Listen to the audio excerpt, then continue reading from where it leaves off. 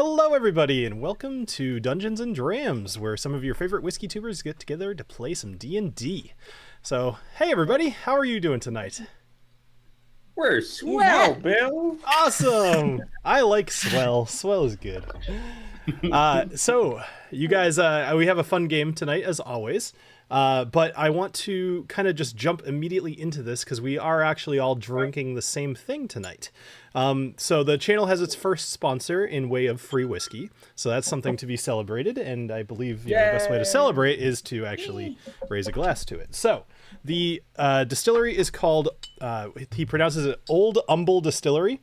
And it's from Texas. And this is specifically the Boomtown Bourbon, which is a tri-blend of grain. It is 90 proof, and I sent everybody here some samples so that we could all have it together. So it looks like everybody's pouring. A tri-blend of grain? What does that mean? So probably corn, rye, and rye malted malt? barley. Yeah, that's what I would guess.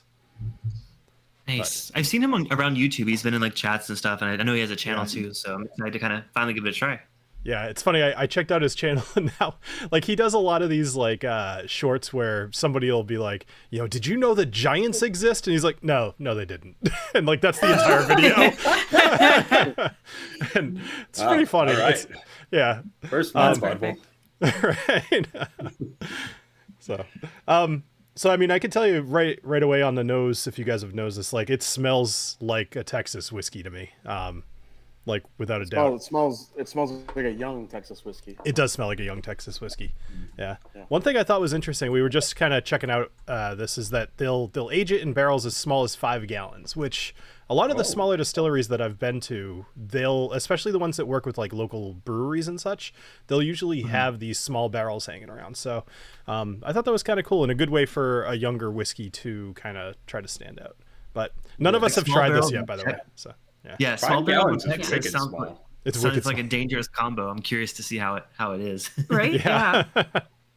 All right. Well, I mean, I gotta say, on the nose, it definitely you do have that kind of green corn woomfa going on there. But I like the direction it's heading though. Yeah, it doesn't smell. I mean, you could sometimes smell a youthful whiskey if it's on its way to being, man, this is going to need a lot of help, or it's pretty balanced. This one, it's kind of what you would expect. It's got the grain there, but there's a lot of like bright, like very, very faint, like apple citrusy notes there. Yeah. You definitely, even for such a young product, it still has that little bit of Texas funk on it. Like that kind of, like it's slightly woody. That kind of, yeah. It's not quite sawdust. It's almost like burnt sawdust or something. I was actually cutting down trees in my backyard yesterday, and I thought maybe I just still had some left in my nose here. But that's exactly what it smells like. Is that why my sample has things floating in it? Oh, probably. Yeah. Did you say the age on it? I'm looking. I did not see the age. But if you see it, then yeah. It looks like so they use the 5-gallon barrels. It says 6 to 9 months. So 6 to 9 months in small barrels. I mean, okay, which makes sense. And I will tell you, like I found this place on Google Maps and such. It's a fairly small situate, like, you know, what do you call it, like organization, whatever. So it makes sense. Like they're starting out. So yeah. Well, and 6 to 9 months in Texas tends to have a bigger impact than 6 to 9 months in. That's anywhere what I else. was saying. In a 5-gallon barrel. I kind of want a shirt that says "Woofa Woofa" on it now with like a hand. With the hand movement, though. Yeah. You could do like a hologram, so at different angles it's like "Woofa." There you go. Speaking of, is Agnomeio going to be Woofa Woofing anybody today? I will find out. I hope so. I'm gonna get a little taste. Yeah, sure. Let's do that. Yeah. All right. Cheers, everybody. Cheers.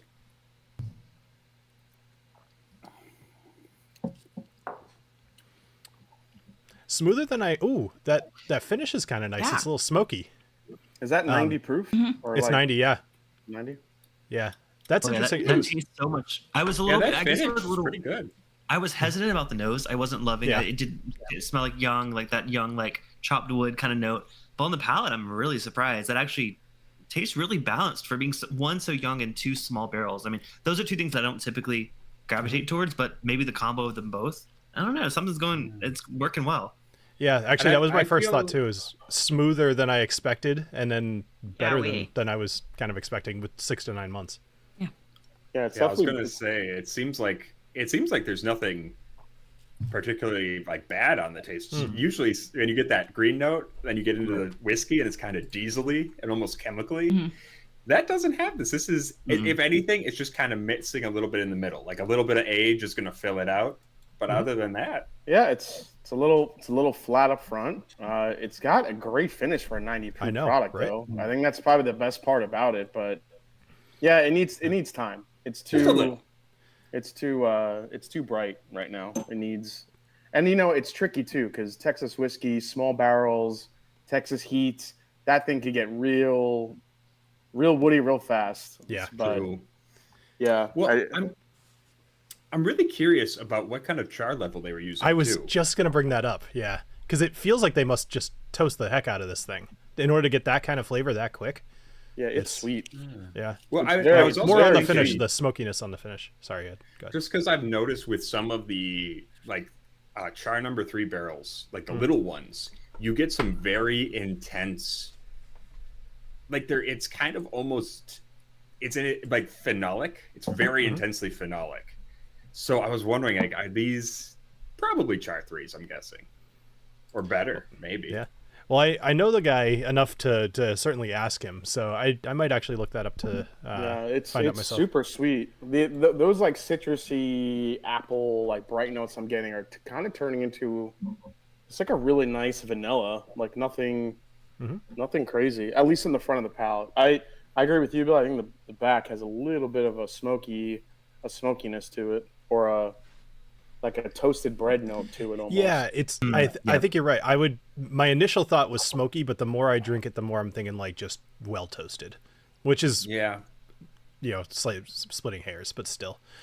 Well, cool. We're gonna probably be drinking this for a bit of time, but just for anybody who's listening, so they have a few different offerings. They're out of Texas. You can find their website oldhumbledistilling.com, and I'll throw it in the chat just for the heck of it. And check them out. Cool. All right, let's get back to our game here. Real quick, Clifton, sorry, I forgot your name for a minute because that's a thing apparently. Just Knobolas. Yeah, I think that's it. Is like you all have 2 different names, and sometimes my brain just stops in the middle. It's like Knobolas. Oh man, if you make a barbarian, can you please name him Knobolas? Knobolas. Maybe. No, I think you should name him. What did Ed say? Floofa. Woofa. That should be his name. Woofa. Nice. So Clifton, I see you're sporting our shirt. So very nice. It's got risky whiskey on there. Awesome. Yes. I like it and a lot. on the back. Nice. If you guys want to get them, I will drop the link in the chat. I, on the other hand, am shilling for somebody completely different tonight. So I got mash and drum shirt. I don't know if I like you wearing that. That might be ominous. Well, actually, this is in loving memory. This is who I'm taking down tonight.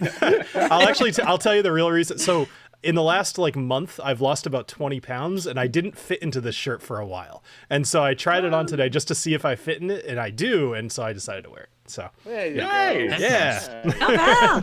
Yeah. So, all right, Clifton, do you want to run through our patrons real quick, and then we'll go for the recap? Sounds like a great idea, Bill. If I had that info in front of me, that would be an absolutely fantastic thing to do. But I can scroll. Well, if you had that info in front of you, Clifton, I bet you'd probably see names like Mike and Steve and potentially Tony Two Toes, maybe EJ, James Taylor, David Martin, Scott MC, or possibly even Paul. If you had that list in front of you. Of course. Yes, totally. Thank you to all the amazing patrons. If y'all want to support the channel, go to patreon.com/dungeonsanddrams. Get access to some behind the scenes content that even we as players can't see. So check it out. Last week, I posted a video going over the entirety of the Golden Vault, including many things that the players did not see, including all of the little things I had planned that just never happened. You go back. Well, I will tell you, maybe after you guys leave Erngor Zuek, assuming that you ever do, I might share that video with you just for fun. I want to stay here forever. I was gonna say, unless we move in, we all find a nice dwarf and With Papa and Rat. stay here forever. Well, Knobolas is sowing his wild oats. Yeah. First of all, I don't think poor Agnomeio's gonna leave. That guy's, like we said, he's gonna freaking kill him and he's gonna put him in his basement somewhere. Oh, jeez. The Agnomeio super fan. Well, at least he's coming on the boat with us, so I can at least make it to the boat. I'm not going to end up in the basement.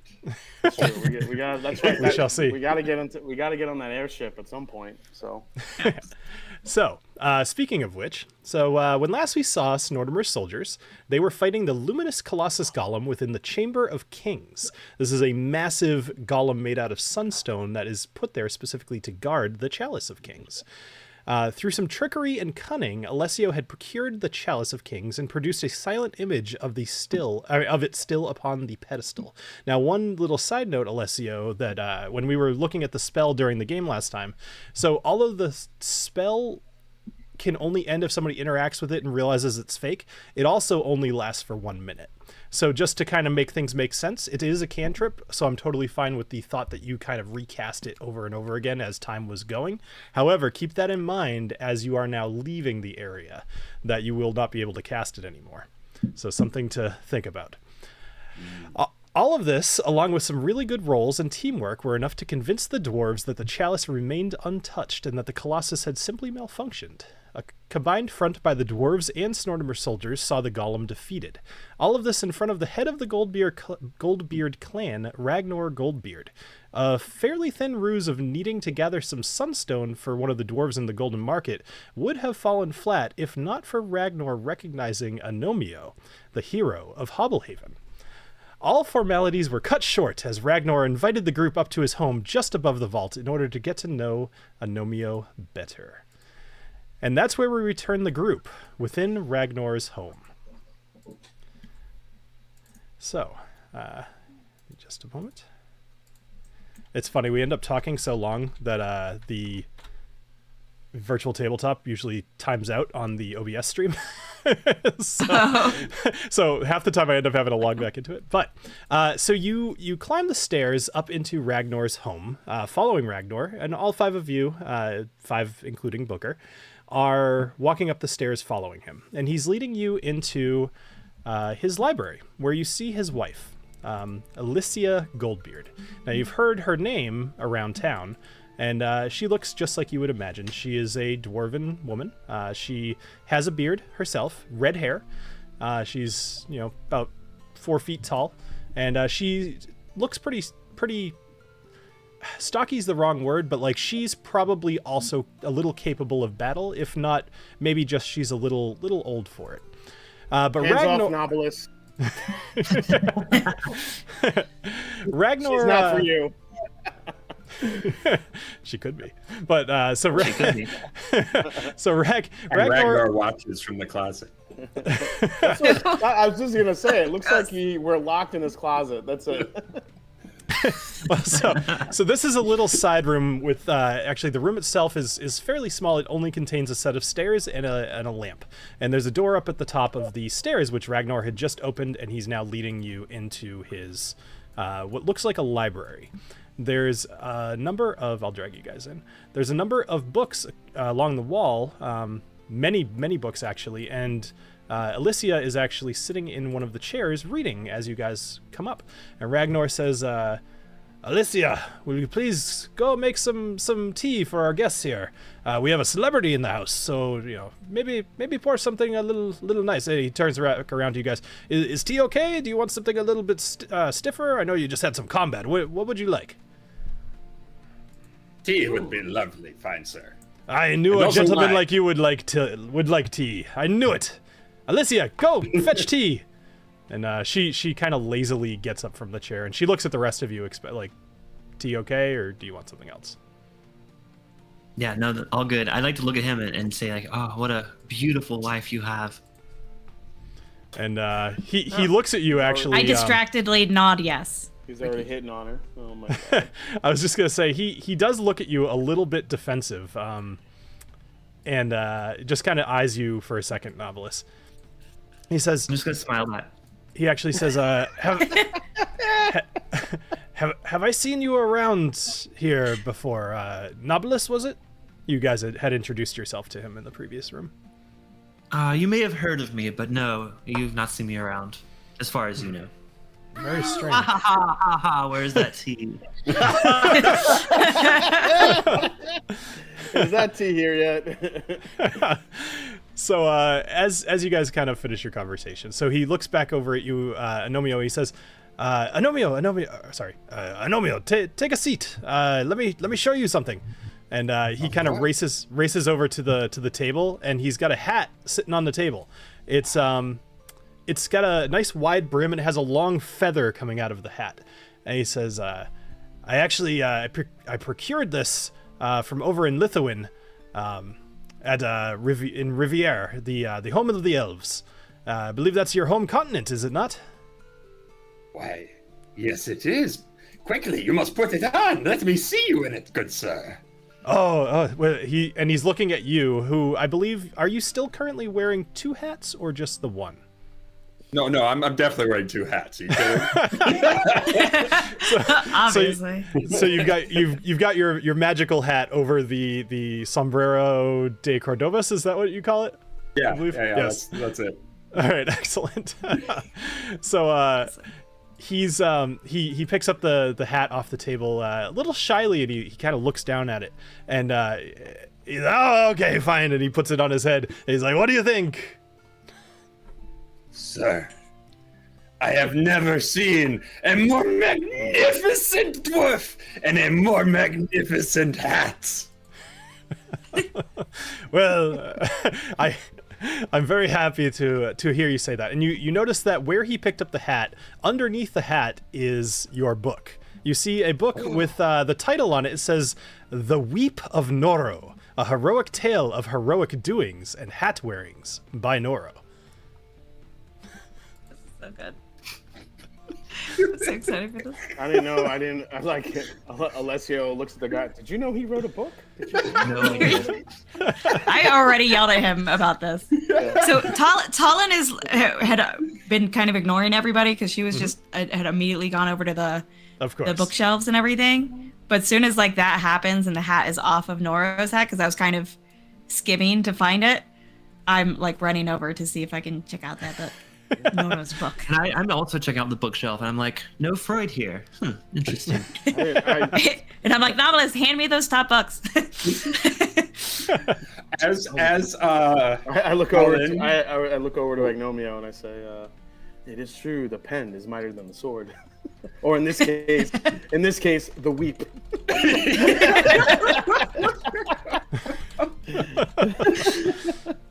The weep. All right, so you see, I actually wrote it with the weep. Yeah. But no, I was gonna say, as TaLin rushes over to try to grab it, I want to like scoop it up, and just as she gets to it, just turn it and my old writings. Are you purposely like trying to keep it so that she can't see it? No, I'm thinking this more of a slapstick move, less of intentional. Perfect. Awesome. TaLin's trying to look over your shoulder, but she's too short. So Ragnar, he sits down in the chair, and he looks up at you. You guys are about eye level now with him sitting down in the chair, and he says, I wouldn't ask you to read anything, but there's many chapters in this book, and the book is written as if a series of short stories. And he says, which one is your favorite? I don't know why I'm doing your voice all of a sudden. Which one? It's so contagious. It's so fun. Well, it is so hard to choose. It is like choosing one of your children. I am so proud of all my exploits. But perhaps, would it be Noro, the Revengifier of Hobblehaven? Or maybe perhaps Noro and the Tankard of Imbibery. His eyes kind of light up at the Tankard of Imbibery, and I actually really enjoyed that one. Whatever. I forget what his voice sounded like. Oh, it's like meeting a British celebrity and pretending to have that accent. I think that's perfect. That's perfect. Thank you. He says, that one's my favorite as well. I was imbibing from my tankard as I turned the page and saw the title. It felt very fortuitous. Oh, of course. Good man. But you know what is my favorite? Which one? And he kind of leans forward on his knees a little bit, like looking forward at you. The curious case of the crystal codpiece. A Nora tale. He kind of blushes just a little bit at that one, and he says, when I was reading that one, I actually had to kind of turn the book away from my wife. I didn't want her to read the scandalous deeds of Noro and his codpiece. Pardon me. I'm sorry to interrupt, but do you think your wife needs some help gathering that tea? Oh, dude, no. He looks back at you. He said, "Yeah, whatever you want. Go ahead, just fine." Just a point of note, Knobolas, since you were kind of like looking over at the books a bit, you notice that a fair amount of them appear to be maybe erotic novels. You saw such titles as The Lusty Lich King and The Bear Witch Project. Check those out for myself. And there was one. It was actually the cover of the book actually shifted colors as you kind of moved your head near it, and it reads Pixie Dust and Passion. Ooh, okay. What is this? Shit. What room are we in? What is happening? Well, I'm glad those were on the shelves I couldn't read. So actually, they were on the higher up shelves. Maybe he keeps them up there so his wife can't see them quite so easily. So Alessio, you bring up a good point. What is happening? What are you doing back there? And Knobolas, if you'd like to travel into the kitchen, you're welcome to. Is that down south? It's down and to the left. So I just kind of so as Agnomeio is kind of enjoying all this, I'm like, I kind of go behind. Where am I here? So you're far from him. Yeah, I mean, I assumed you were doing that on purpose because you tend to hang back. Where is he? Oh, he's in the room. Yeah, so he's sitting out in one of the chairs. So he's about 20, maybe 10, 15 feet in front of you, and very much preoccupied. Booker is between you and Ragnar at the moment. Okay, so I just kind of get over there, and while Mr. Ragnar is busy thumbing through books, I kind of whisper to Agnomeio, and also TaLin, because she's right there too. Mm-hmm. It's like, I don't know how long I could keep that image going in the room before it's out of range for me to do that. We have to get out of here as soon as possible. Sure. At the moment, like kind of while you're saying this, you pick your time wisely. Ragnar is actually quite preoccupied with he's trying to touch your whip. Or sorry, your whip. There you go.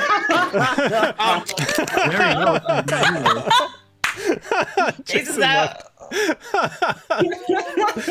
Oh, this is fun. So anyway, he's trying. He's looking at Spiccolo. Expected. He's like, can I try it? That just those words were not just uttered. I once let someone hold my whip. That's the next T-shirt right there. Can I touch your whip? Can I touch your weep? Can I touch your weep? Oh, in so many markets is all I gotta say. But he did not know what to do with it. But you, my friend, I believe I can trust you. And I'll hand it to him. And like, why don't we step away so you can have proper weaving range? I mean, anybody who has that many erotic books knows how to handle a weep. That's a fair point. So Ragnar gleefully takes the wheep and he runs over to the other side of his this room that he's in, where there is a table sitting with some very large sunstones on it, and he kind of untangles the whip and he I'm just gonna say weep, but and he and he's actually quite good at it. It seems.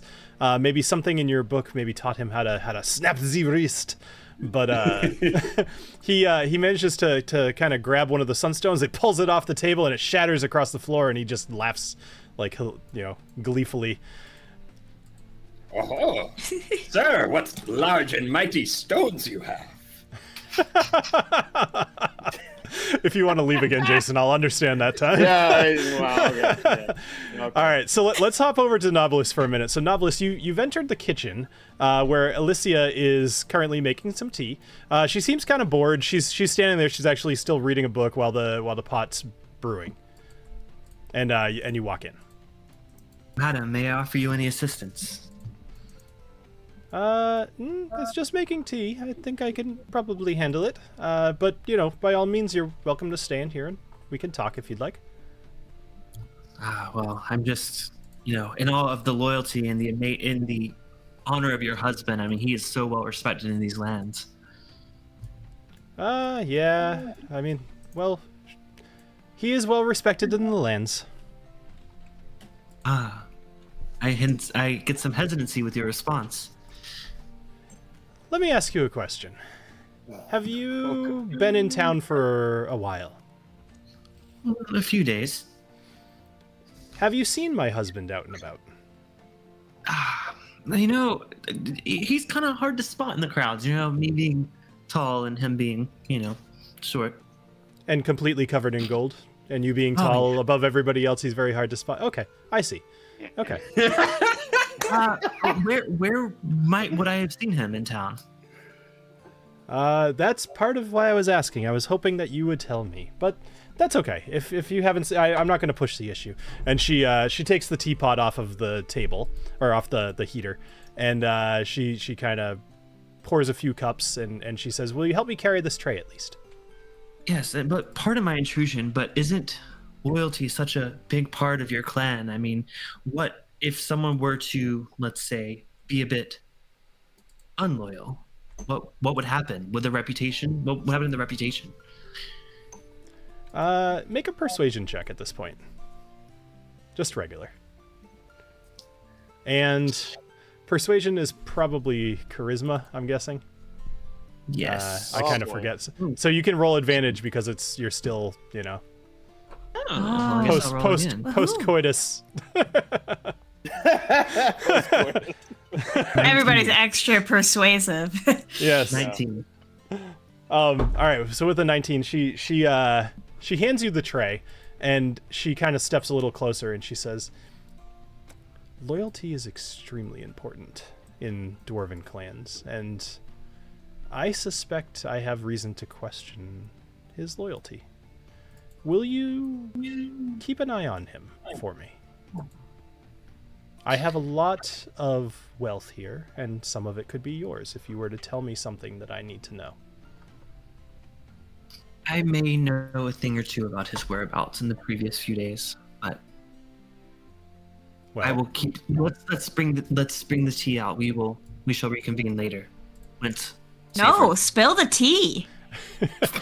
You stole my joke. Yeah, dude, we're not coming back here, dude. Okay. I mean, is she gonna push? Does she want to know now? Well, I mean, you led on. I'd say that she's definitely still. You've still got her interest. She has not moved. You're just standing there holding tea, and she's waiting for you to make the next move.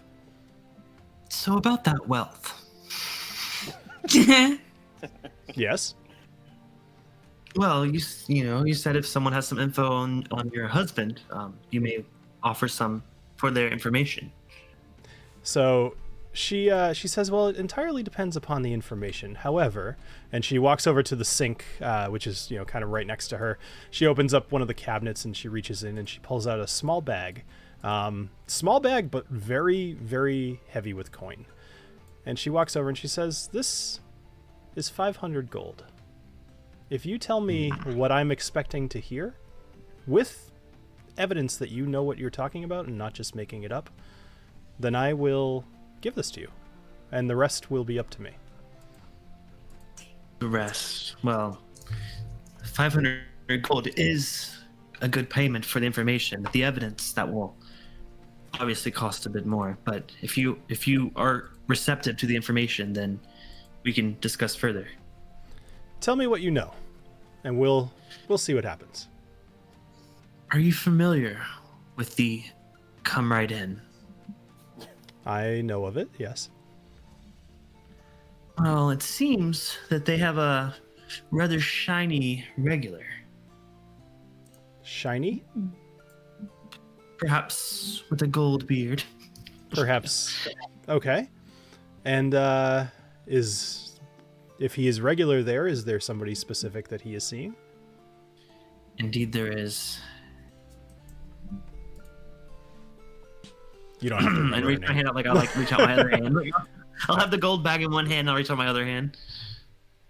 All right, so you're holding a tray of tea with one hand, you're holding the bag with the other hand. Listen, sorry, he balances the tea on his ginormous. You hang the teacups from your nipples. Of course he does. Of course he does. Sorry. Okay. So anyway, she holds the bag kind of tightly as she's handing it to you, but she's holding it, and she says, "Tell me who he sees."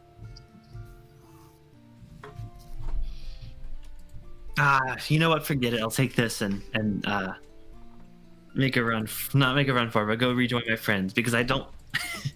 Side note: I don't take good notes. I have a name, but I don't think it's the right name, and it will be stupid if it's the wrong name. So I don't want to accuse anyone. Just say the name, and then it could be metagame if it's not. It's fine. Lycera? So Alicia is that's his wife. That's who you're talking to. Shit. Okay.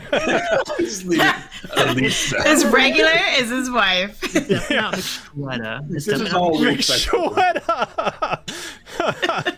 Oh man, I'm actually, to be honest, I forget her name too. So if you just want to say the halfling, that would be adequate. Okay, because I thought I still had that because I thought I kept that with me, but I don't have it in my inventory. A weird kink. Had what? The letter. Oh, I believe you do still have. Well, you don't have that in your inventory. You're right. I don't know if I ever added it. Okay, but yeah, the name there was hints to who it was on the letter. Yeah, I believe her. Yeah, I don't remember. I have it in my notes somewhere, but it's not worth looking up. Either way, let's just say for the sake of the narrative that you have that letter still. Okay.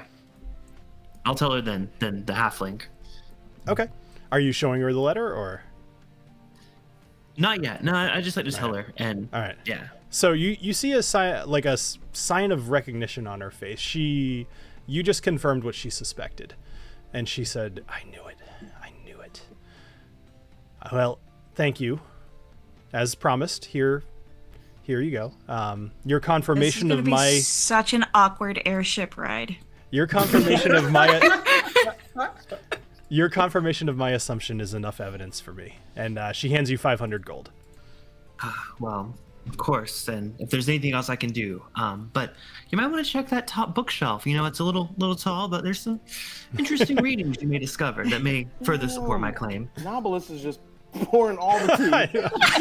I'm sipping the tea as I'm telling you. A lot of halfling pouring up there. Or? So, Knobolas, I'm gonna go only with you for just a moment. I'm gonna speak just to you, and I believe that the chat will be able to hear us. So, okay. You hear a voice in your head, one very familiar. Can we hear each other, guys, while they're talking? Oh. That. You can, but it'll go over the top of us. So just hold on. Oh, sorry. All right. So you hear a voice in your head, a deep voice, and it says, "It says Ed was opening a bottle of whiskey. It says, tell her that I could give her power in order to get revenge." Loudest core pop ever. Thanks for that, Ed. Appreciate that. It was just so subtle. Yeah. Awesome. That was the greatest thing ever. Man, all right. Sorry. That's all right. This is very standard for us. It's totally fine. All right. Anyway, so like he just was just so. I know. Not to spoil anything, but Bill had just said, and he says, and yeah. It was perfect. It was like you hear a voice, and it says. It rips a new one first, and then. Oh my god. Anyways. Sorry. Before I leave the room, I'm carrying the tea. I'd like to turn back to her. If there's anything I know, there may be something more powerful out there than your husband, and I can give you that power if that's what you desire. Power? I have plenty of power. I mean, beyond this realm. Elaborate. Huh? You see, I know this guy, and he has the ability to take regular people like myself, and not to say that you're regular, but give us an ability, a power that we just cannot imagine in this realm. You just have to give him your devotion, as obviously you've determined that your husband has not. Interesting. Well, I'd very much like to hear more about this. And you see a look come over her face, as if she kind of goes blank for a sec. And you get, she says in her head, she says out to you, she says, I think he just contacted me. Ah, very good. I was going to say, I can't guarantee that you'll see me again, but if you are in good faith with him, then we will definitely meet again, and I hope to. And I'd like to wink at her. you see her eyes flash purple for just a split second, just enough for you to see. And yes. All right, while you're dealing with the tea, I'm going to go back to the rest of the group here. All right, so we come back to the rest of the group. There is just sunstone shattered all over the floor everywhere in here. And the whip, actually, there's a couple of little slices, but being a living vine, it's actually healing itself, and you can kind of see this. But Ragnar is going absolutely ham on everything in this room, just whipping the shit out of it. And, the rest of you are kind of maybe like hiding behind something. And he's just mad with power. And then he kind of looks back at you, Agnomeio, and he says, "This is a hell of a weapon. I love it. I would like to purchase this from you, please." Oh, my friend, my lord, my king. No, I'm sorry, but Speaker is not for sale. But you know what? I think I have something better for you. Oh, he hands you back Spicola real quick, and then he's like, What? I want you to hang on to something for me. Take off the sombrero. No. Ooh. What? It seems I have too many hats. I know, no such thing, but perhaps you could hang on to this one for a time. Even Booker gasps. Booker's standing there in his top hat. He's like,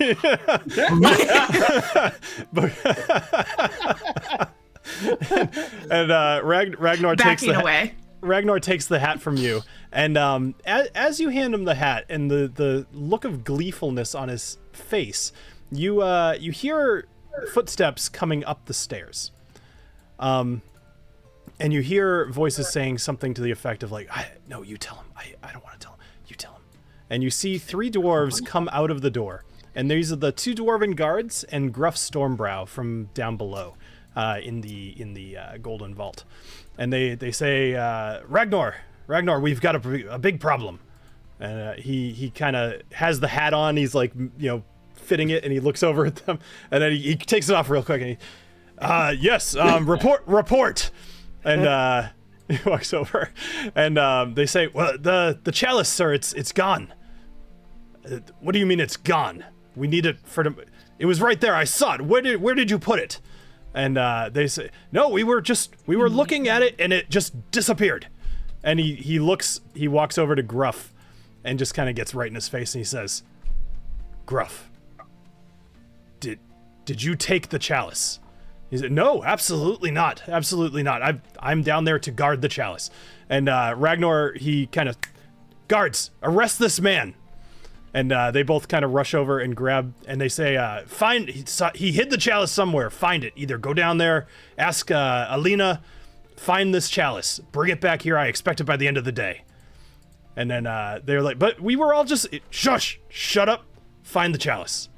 And he turns back, I'm entertaining guests. At this point, Knobolas and Alessio both kind of walk back into the room with the tea. Anyone?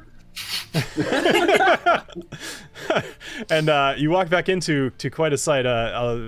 Gruff is being held by the two dwarven guards. Ragnar looks pissed, and there's shattered sunstone all over the floor everywhere, and just whip marks on the walls. I must have missed quite an adventure in here. Alessio, I want to. Oh, if you got something, go for it. Please. Oh, I was going to run over to. We've got all of the sunstone that we had before, right? We like all of it. Yes. We've gathered it. Yeah, okay. I don't remember how much you guys have, but it's many pounds, like dozens of pounds. My lord, I fear you are making a terrible mistake. My lord, I believe I know who took the chalice. When we were coming here to deliver this drill, which of course we did nothing else, we just brought it straight here, we saw some very strange dwarves sneaking around. They were all dressed in black. And, I believe I had seen these dwarves before at this particular address. And I want to give them the address of the guys who got in Knobolas's face.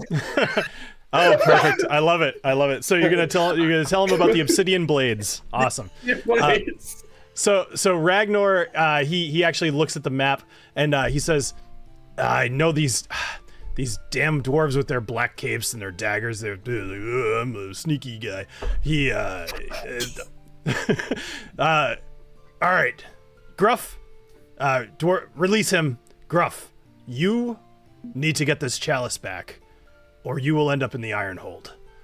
And so Gruff and the two dwarven guards, they march out the front door, and they kind of, Ragnar tells them where to find them, and you see them leave the house. And Ragnar turns around and he says, Agnomeio, my friend, thank you for the tip. If this is what you say, I will shower you in wealth, and maybe I'll even publish your next book for you.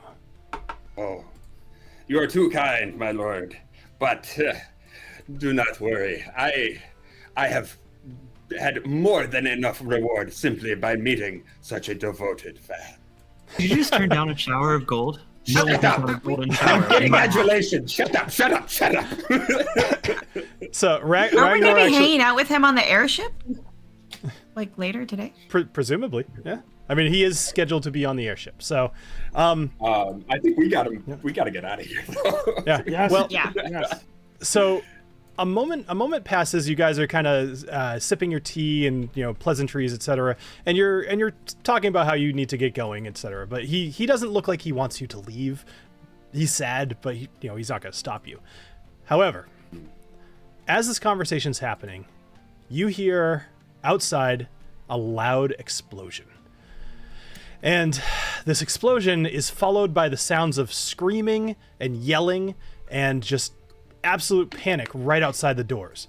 And Alessio and Ragnar both look towards the front and they rush out of the house. What are you doing? We follow them. I'm following them. Mm-hmm. Okay, cool. Yeah. All right, so you emerge out the front of the house and you see that Erngor Zuek is completely on fire. And there are many, many boulders that have fallen from the cavern ceiling and crashed into the earth. Are those fucking kobolds? All surrounding you are... Actually, you guys are a little up here. All surrounding you are buildings that have been crushed. People struggling out of just collapsed buildings. Things on fire. And these red kobolds running around saying... "We are done being the servants of inferior masters. The Underdark shall rise again, and with the new masters, much more powerful than you." And oh, Christ. You look around at Urngorzuk. There is a plume of fire, and even like the smoke is red, and with the red lights kind of from everywhere, it's actually hard to see. It looks like just a hellscape before you. The pit is filled with smoke. All around you are just these blazing fires. And off in the distance, you see towards the Shadow Crawl passage, you notice that a boulder has fallen directly into the passage, completely opening it up. And there are these giant shadows emerging from the Underdark, as if flames completely made of shadow. Well, that's great. Whoa. So you look over, and Ragnar and Alicia immediately kind of get into a different mode. Ragnar says, "We need to get everybody to safety. We need to get them out of Urngorzuk." And you see a couple of red kobolds charge at Ragnar. And he takes his warhammer and he swipes and just cleaves them and smashes them into the ground. At this point, you see him run off into the flames, and Alicia runs a completely different way. What are you all doing? Oh my god. It's complete All right. chaos. Well, are there people like trapped in the buildings near us, kind of thing, that need help getting out? Make a perception check. Okie dokie. As I squint at the thing because my actual perception's terrible. That would be a 7. It's close to mine. So you're looking around, and you see that most people, like any of the buildings that are on fire, if the building itself hasn't been completely demolished to the point where you do not expect any survivors, the dwarves seem to be helping each other out. You even see a few of them just banging on walls with hammers and breaking down walls to get people out of the smoke-filled buildings. It seems like, at least what you can tell, people are handling the situation. And are the kobolds like running around? There are a number of kobolds. Many of them are up on top of roofs, and you see a couple of them are holding these flags with a three-toed print on it, and they're kind of waving them above them. And there's a whole lot of like, down with the oppressors and release those from the Underdark. Just chants and screams of victory and carnage. Guess it's time to murder some communists. Take down the Reds. So let me ask you guys a question. Which direction are you heading? So looking at the map, which direction are you going to go? Would it be east? I would assume towards the airship, right? The entire place is east. I know. Well, no, the pit, like where you said the Underdark door opened and things were coming out of it. We gotta go kill some beasties. Yeah, I don't think we should go towards the shadow people. Did we get a long rest at any point in the past 2 days? You did in the past 2 days, but it has been a while since your last long rest. Okay. Because you basically went through the vault, and then now here's the one thing I'll give you. While you were in talking with Ragnar doing that whole thing, if you'd all like to take a quick short rest, I would be okay with that. Sweet. Because you spent about a half hour in there probably chilling. That'd be good. Okay. We all figure that out.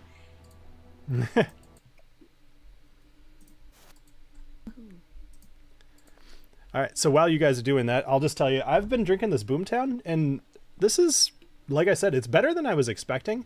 I know I poured quite a bit for you guys, but I feel like it was up to almost that reflection line. Like I've had probably 3 or 4 of these.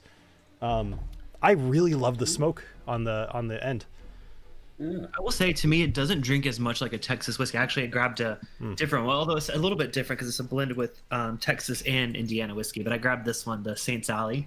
Oh, yes. And to me, Nice. I get so much more what I consider Texas funk. I'm not finding on this one, and that could be a good thing because a lot of times that's overwhelming.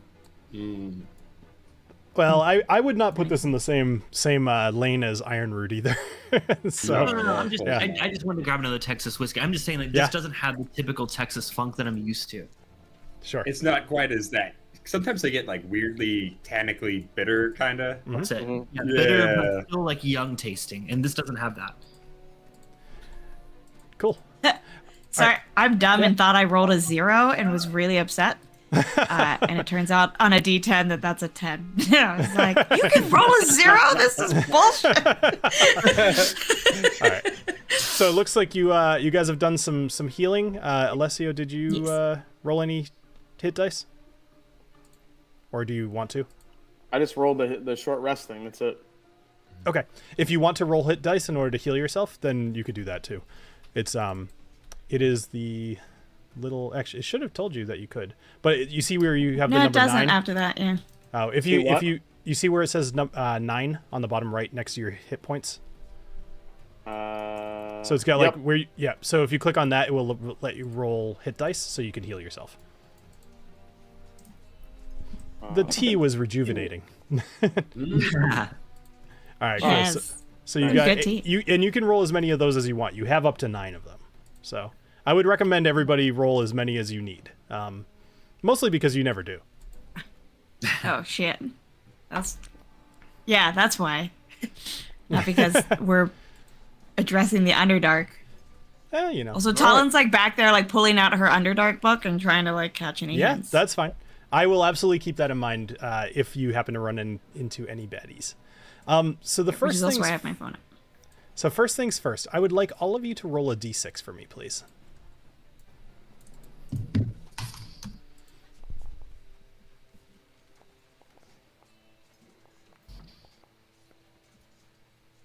All right. So we've got a 4, 5, 4, and 6. Excellent. I like that Knobolas rolled a d8. That's fine. you rolled a d6 after. No. It was just. I clicked on it, but I didn't know on how to roll it. No, I rolled a d6 below that. No, I know. I'm just joking. All right. So with a d6, so tell me, there's a few major places in here that you guys could head to. I'm not sure where you're trying to head. If you want to ask any questions or look around or whatever, tell me what you want to do and help make a decision. We must protect the people. Sorry, I will say one more thing. The smoke in here is getting pretty bad to the point where staying put is not the right choice. All right, guys, you think we should just head over? Let's try to get to the airship, but on our way, if people need help, let's help them. How's that sound? Okay, and the airship's like northeast, yeah? Yep, correct. It's the Skyway. It's in the northeast. All right, so let's make our way up northeast towards the Platinum Weave. We can help some people along the way, but let's try to get out of here. All right, sounds good. So cowardly. That's all right. You know, I will tell you that around you, even the folks who are living here, everybody's kind of running. There doesn't seem to be anybody trying to deal with the fires, because when you look around, it wouldn't be manageable. Like, almost immediately, it seems as if this entire city is going to go up in flames. All right, so you guys start heading to the north, and let's see, with your good roll, you guys got pretty far. I'd like you to roll one more d6 for me, please, as you enter the Platinum Weave. Duke. Oh, these are my peeps. Yep. Okay. So a 5, a 2, a 3, and a 1. So you all... we're gonna do this. You come into a bit of a location here in between some buildings, and you see a number of kobold. They don't look like what you're expecting. They appear, and TaLin, you would recognize these. They have been completely corrupted by some sort of fungus or some sort of... It's hard to even know. But you see these mushrooms kind of growing off of them, and many of them seem to be mutated, and they see you immediately and let out a shriek and start to charge. So I'd like you all to roll initiative. What color are they? They are all red. Okay. And I'll what are all those red dice? Jesus. I keep flipping through the book. There's a bunch of them. So I will give you guys a hint that this is going to be a bit of a hard fight. So I wouldn't hold back. Oh, like we totally do all the time. Well, you know. Yeah. I always put Booker in combat. I just want to kill Booker. All right. So where is it? Up first is Knobolas. So Knobolas, I'll just kind of describe the scene here. So you guys are in between a number of buildings. To your left, there's a forge.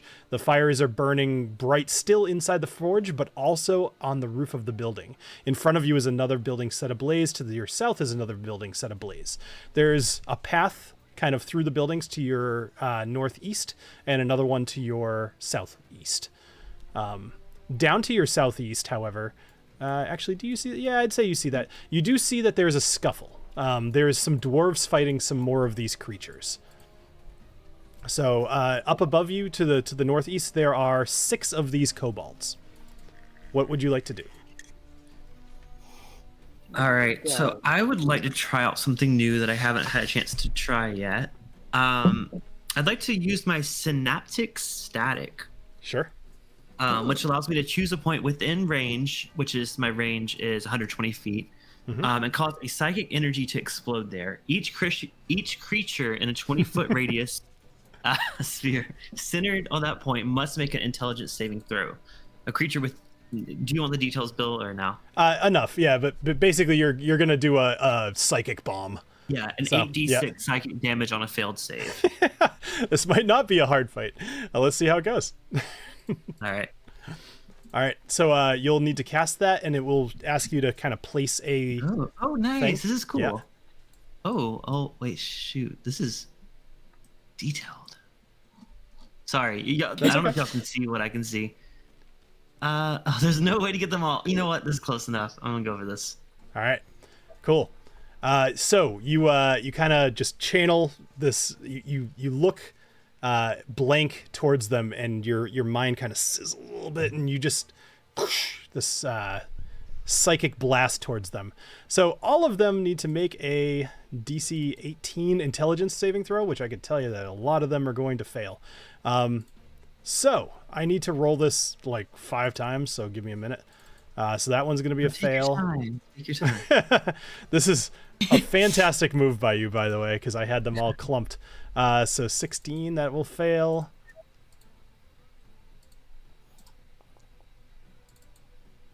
Uh, 13 is going to fail.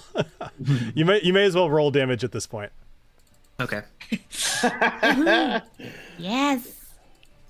A 5 and a 9. All right, so all 5 of the ones that you were able to target are going to take this damage.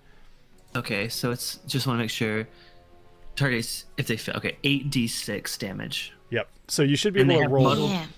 Yeah. I just want to add that they also will have muddled thoughts for a minute after after that. So. Yes. It's my own damn fault for clumping them together. But you know, they were like destroying the building. It makes sense for them to be kind of gathered together. Yeah. Holy crap, that's a lot of dice. 30 damage. All right, 30 damage. Let me just double check real quick, because I think that's going to kill most of them outright. Let's see. Yes, it will. All right. Well. Damn. And that concludes today's episode. Thank you guys for So you see a number of these kobolds. They start running towards you, and you immediately do this move, and they just fall to the ground. Their noses, where you think their noses are bleeding, and the mushrooms that make up their heads explode. wow. There is one kobold left up at the top, and he seems like this little tiny short thing. He's got a really, really massive mushroom on his head, and you see these little kind of spores kind of floating around it, like floating out of it. All right, I mean, is there anything else you'd like to do with your turn? Is that enough for you, Clifton? Use Dark One's blessing to get some hit points from that kill, so. Yeah, you do. You get 5 times whatever you're supposed to get. All right, I'm gonna assume that's the end of your turn, though. Oh no, I'm just kidding. Yes. I'm gonna action surge. There's more. Right.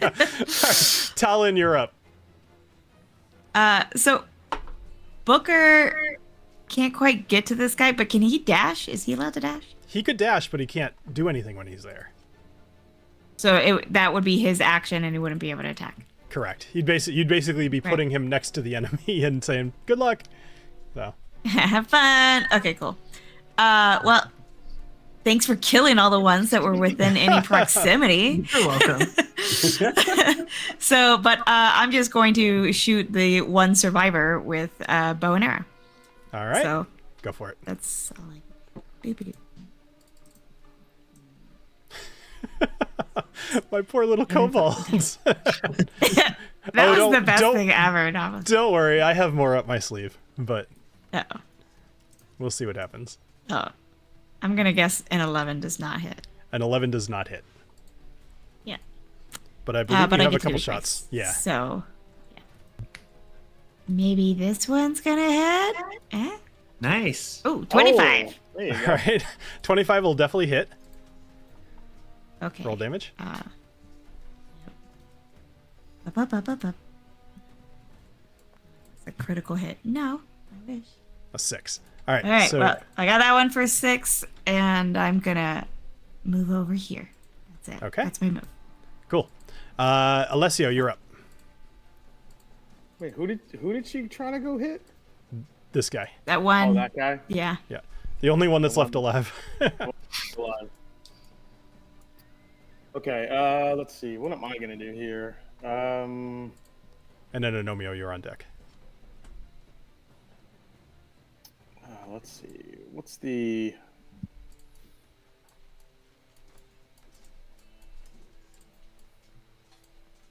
Oh no, I don't want that. Oops. Do you want a minute? We can go to Agnomeio first. It's up to Yeah, you. go to Agnomeio first. Knobolas fucked us all up because we're all like planning. We can read Let's this look one. Agnomeio, God. Agnomeio, what are you doing? All right. Before anything else, now that Ragnar is no longer around, I lift up the sombrero, pull out an identical sombrero de Cordobas, put it on, and put the sombrero over it. Oh, that makes so much more sense now. I was surprised, I'll be honest. I have one for all of my fans. I have 25. And then I'm going to run over to here, and I'm going to take a pot shot at the one closest to me with my shooty crossbow hand shooty bow. Okay. All of a sudden, we're all using our ranged weapons. Yeah, I know, right? Did you get an nat 20? Somewhere in there, and 2 nat ones. Yeah, sorry. I know that you rolled, and I saw it on the screen, but I don't know where it went. But either way, it looks like you nat 20. He did. Yeah. Yeah, he's got a natty 20 plus 2 plus 4. Cool. See? All right, No, so 17 plus 2 plus 4. Yeah. Agnomeio. It says. Oh yeah. No, you got a Yeah. you got a 17 plus 2 plus 4. 23 Yeah, okay. total. So you got 23. 17. I don't know what that was. Sorry about that. All right, so 23 to hit. Which one were you targeting? The one, this fella right here. Okay, cool. All right, so you so that's the Razor Claw Kobold. So this guy, he's very like lanky. He's got these really long arms, really long legs, but when he walks, he like crouches down, and he's got these extremely long fingers with very sharp talons at the end of them. All right, cool. Okay. All right, And so then 9 9. damage. So, I might as well shoot him again. Sure. 'Cause- You're using a crossbow? Mm-hmm. Cool. All right, so I did not see that there were a bunch of more creatures. I didn't see them either, and then Bill rushed me to end my turn. I could have walked a little closer to them, but it's fine. if you want to use your movement, go for it. Okay. So, does an 11 hit? Passive aggressive much, but that's fine. Yes, sorry. So I'm sorry, an 11 does not hit. I thought that was rolling for damage. Yeah. All right. Cool. Then I am done. Cool. All right. So the first arrow goes into him. The second one does not. All right. Up next is Alessio. All right, so I'm going to dash about 60 feet here. Mm-hmm. Which brings me to about there. And then I'm also going to use a new spell, Okay. which I have not used yet, called the Thunder Wave. The Thunder Wave. Excellent. Awesome. Are you close enough for that? I don't know. It says 15 feet. I don't know if I'm close enough. From you, I think. Right? Yeah. I don't so know if let's I'm see. close enough. If I Not really. not really. Yeah. All right, then. Let's go with the Javelin of Lightning since they're all lined up. Nice. Are you going for this guy first or the other guy first? That one first. So hopefully it reverberates like a little like like this guy, this guy, like all through. All right. All right. Sure. All right. So you just said this guy, but you didn't like ping anybody. This guy. Oh, the top one or the left one? I can't. Why can't I click on his ass? I have no idea. Okay. It's the guy to the most left. Okay, got it. All right. Yep. And here we go. Bazinga! Oh, it was a natty 20. And then so, 15. A 15 will hit. Yes. So it would make more sense for you to aim for the guy right past him because then it will hit both of them. Okay, so I aim for the guy right past him. Perfect. Okay, so a 15 will still hit. All right, so you throw your Javelin of Lightning at the tentacle-armed kobold. This guy has a single arm that is a long tentacle, and the other one is holding a mushroom that it seems to be using as a club against Lil Grizz, who you now notice that Lil Grizz is fighting for his life alongside Drog Strongbeard, as they're both fighting these two kobolds. So you throw your Javelin of Lightning. Go ahead and roll your damage. All right. You also see God. 4 damage. Okay. Okay. That's a little disappointing. That sucks. But actually, I think it works different. I think 4 damage is what the people in the way get, and then the final guy gets like a big chunk. Double check your spell and then roll for damage and let me know what it is. Yeah. Yep. All right, cool. Up next, I finally get a turn. All right, so the Razor Claw, the one that was kind of in the way here, he is going to actually rush towards you, Alessio. And he is going to try to hit you with his Razor Claws. So he's going to do a multi-attack against you. First one is going to be for 13, which will not hit. Nope. His second is going to... Oh, that one's going to hit. A 20 to hit for 8 damage. So he swipes at you with... The first one misses. Second one's going to hit for 8 damage. So go ahead and apply that to yourself. And he's going to use the rest of his movement to kind of just settle up next to you. So he's you're in between him and Agnomeio. Up next is the Mushhammer. So Mushhammer Kobold has 2 of these big mushrooms and uses them like mauls. And he just beats on people. Now he's currently engaged with one of the Dwarven guards. So I'm going to have him just use his Mace Shroom, which is what it's called. It's a Mace Shroom. Oh, I love it. So that'll hit, and then that'll... Let's see. The second one will not hit. Does he get disadvantage for the dad joke? No, actually, if anything, he gets like a wish spell. It's just perfect. All right. Up next is our little guy that you guys left alive. So I'm not going to tell you much about him. He's going to move his full movement 30 feet. Actually, he's going to move he's going to move all of his movement to get right in between Knobolas and TaLin. And then that will be is that his move or yes, that will be his full thing. All right. Up next is the Mycomancer, which is... sorry to interrupt. Doesn't she get an attack on him by him getting that close to her? Nope. Only if when he leaves. I think we get flanking, though, later. I see. Okay, just want to make sure. You will.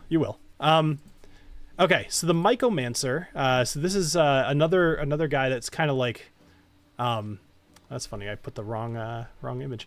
That's fine. It's kind of like this really small... mushroom-shaped kobold guy, and he kind of holds his hands up to his head, and he is going to take forever to make a move. Sorry about that. He is going to use Misty Step to go... Where's he going to go? He is going to go over here. So he's going to use his Misty Step. And then he is going to use a cantrip, since he already cast a spell. And he's going to poison spray at TaLin. Oops. It'll go right there instead. Really? It says he's... Sorry. He is going to go over here instead. My intent was to put him in range, and he has plenty of movement with the Misty Step. So, with Poison Spray, you need to, TaLin, make a saving throw. A Constitution saving throw, please. Okay. Where are you? Yeah. Fusion saving throw. No. Wrong thing. So he's gonna squirt a stream of acid out of his mushroom top. And, 19. All right, so you're gonna take 4 points of damage. Okay. All right, cool. Up next is going to be the tentacle-armed kobold. This guy is currently in battle with Lil Grizz, and Lil Grizz, we'll see how he does. Don't even yell at me if I kill him. It's not my fault. We're yelling at you for sure. We're gonna yell at for we haven't cheating, gotten a touching. turn since he was introduced. Like, Bill, so help me God if you kill Lil Grizz. Right. Lil Grizz is going to take 7 points of damage. Lil Grizz, he backs away just a little bit, and because I fear you all, the tentacle-armed guy is going to make his second attack at with an unarmed strike at Drogon. Actually, you know what? I'm going to even say one more thing. Lil Grizz takes the first hit, and Drogon jumps in front of him instead. Yeah. And pushes Lil Grizz out of the way. Lil Grizz looks a little sick, though, as if maybe he's gotten poisoned. And Drog is now in between Tentacle-Armed Kobold and Lil Grizz. All right. Up next, we have some new combatants entering the arena. Oh, boy. So there is a couple of little rats that are gonna just run into the area here. They are you see on the top of their heads, their brain is clearly showing, and you see this electric field kind of surrounding their brain. And they're looking around really panicked, like, and they spot you, Alessio, as you're the closest one to them. And they're going to use their dash action to get as close to you as they can, which is not going to be enough, but they're closer. Whoops. Sorry, I didn't mean to do that. What the hell? All right. Up next. Love you, man. So up next is something that you can't really see. We'll just have it do its thing. Oh, I guess you probably could see it, but that's fine. So wait, the cranium rats just came after Alessio? The cranium rats are on their way to Alessio. But is they have TaLin not... allowed to like yell things out? Absolutely. Go for it. Because she has a book? Yep. Of the Underdark? You and your book. So I'm really excited. So they are frail, hit them hard, and psychic attacks will mess with them being able to work as a hive. So if you have something like that. Cool. I imagine that's what I'd be able to yell out. That was perfect. Real quickly. Awesome. In time. All right. So I'm just going to move a couple of things around the field here. And cool. All right. Up next is, back up the top of the order, is Knobolas. Already? All right. I'd like to just take a step back over this way just to make sure my line of sight is good. And I'd like to Eldritch Blast first at this the Mycomancer. Yep. I'll target him first. Okay. So you're going to shoot right over Booker's head, which is not a problem because, although the top hat makes him taller, you can see right over 23. Damn. That'll do it. 23. How much damage? 9. 9 points of damage. Okay. All right. So kill him? No, not at all. All right. I'd like to use my second Eldritch Blast on the same guy. Go for it.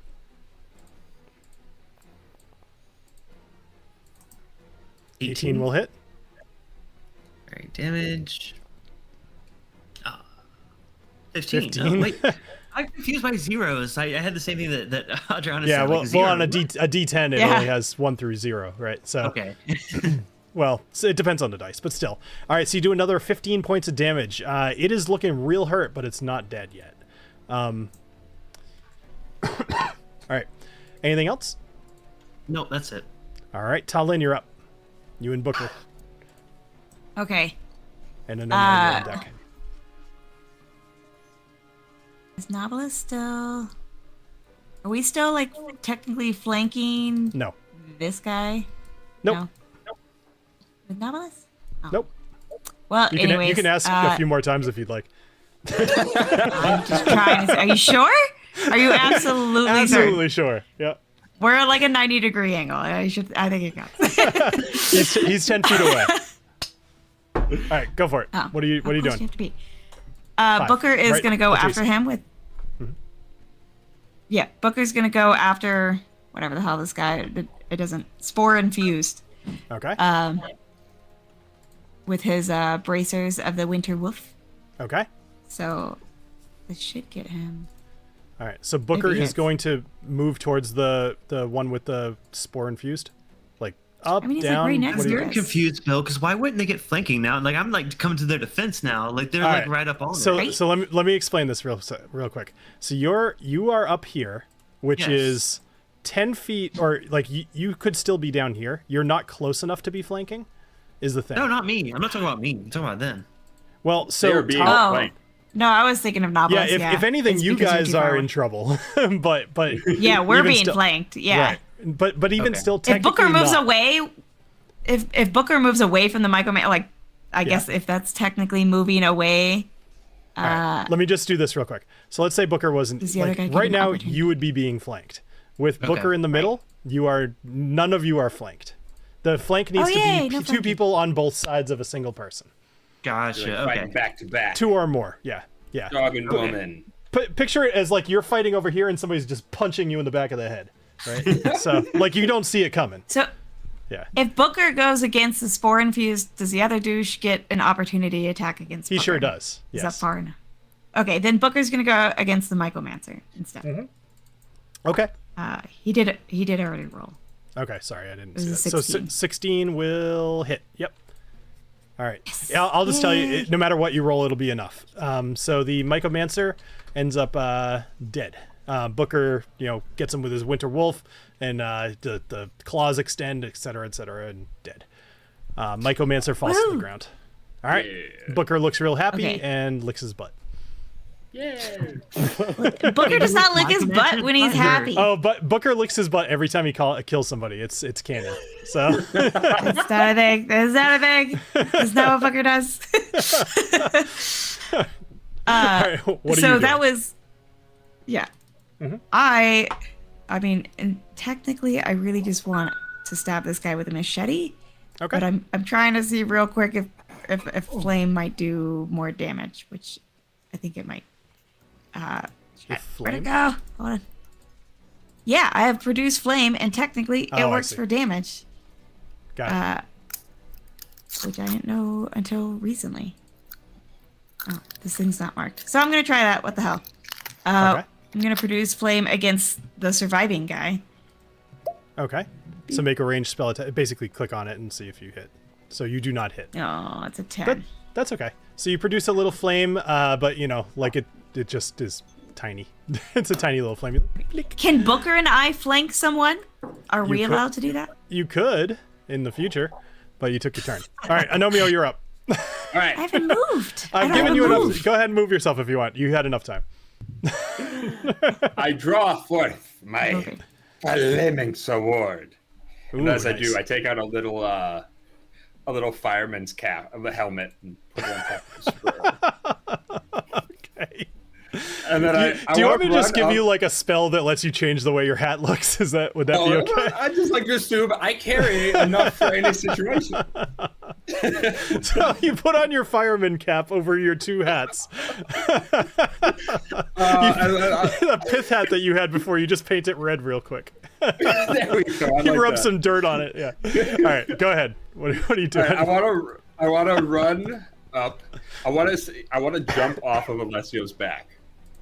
So I want to run up and Alessio, platform, and then I'm gonna jump on his back and do a flip as I come down on the razor claw. Excellent. Love it.